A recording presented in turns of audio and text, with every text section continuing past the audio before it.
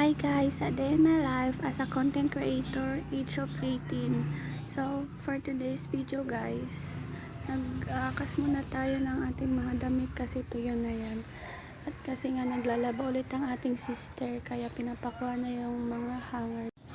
So, di ba guys, kahit na maulan ang panahon ngayon, todo laba pa rin tayo kasi wala na nga tayong maisuot. So, ayun, kunin lang natin yung hanger, tapos na natin ibigay sa ating sister para makapagsampay na rin siya. So yun guys, tapos napadaan ko si Papa sa pinto. Dinilatan ko siya kasi nga, sabi nagtatanong siya kung may luya. Tapos sabi niya, ayan nalasi ka talagang ugaw. Tapos yung tawag ko kasi tamang asar lang ako sa kanya.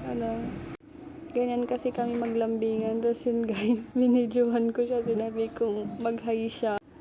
Kaso bigla naman siyang nahiya guys. Tapos yun, nalayo na ako. Pinagbibili niya ako ng luya. Tapos sabi ko, ano? Tapos ganun. So yung guys, bumalik ako. Tapos nilignan ko kung ano yung niluluto niya.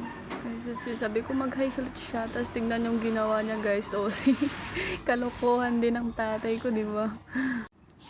Tignan nyo, maulan pa rin dito, malamig, tas tamang laba. Tapos kumuha din ako ng pera guys, kasi pinabibili tayo ng merienda ng ating sister, kasi gutom na daw siya.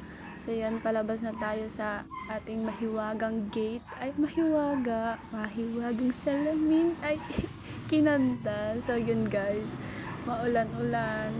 Tapos tingin muna tayo sa daan, para hindi tayo masagasaan. Tapos yun, tawid na tayo guys. Alam niyo ba, nung bumibili ako, request din to ng isa dyan sa may tindahan na mag-vlog din ako. I-vlog ko daw sila guys. Sama ko din daw sila sa video ko. Tapos yun nga, saan niyo ba kung anong nakakatawa dyan? Hindi pa nga ako nakatawid nakita daw nilang naka-video na daw ako kasi nga nakaswitch yung flashlight ng aking cellphone. Hindi ko na din namalayan. So yun guys, tignan nyo. Pinagtripan ko pa nga siya guys. Doon yung nahihiya pa nga yan sa video guys. Sabi niya pa, don't video me like that. Sabi niya ganun guys. Tapos yun, hiya-hiya siya. Tapos yun, nabili ko na yung pinapabili na yung ate. Kaya, yun guys, pauwi na tayo kasi nga medyo lumalakas na yung ulan. So yun, papasok ulit tayo sa ating mahiwagang gate. Ay, mahiwagang salamin. Ay, gate yan, hindi yung salamin guys. Charis.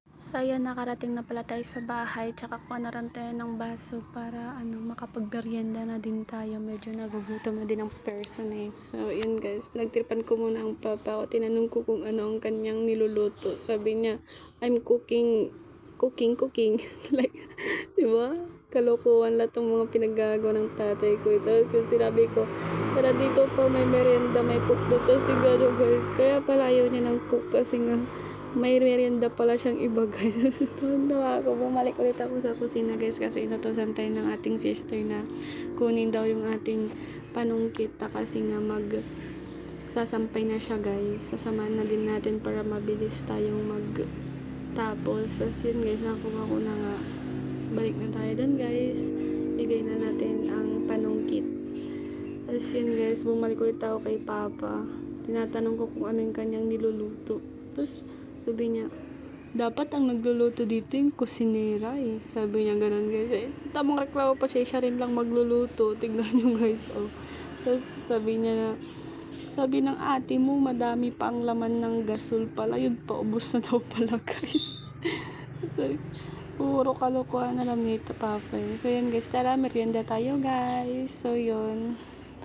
Tinitignan ko na din ang tanawin na maulan-ulan. So, paano ba yan guys? Dito na magtatapos ang aking video. Paalam! Thank you for watching guys. Please follow me.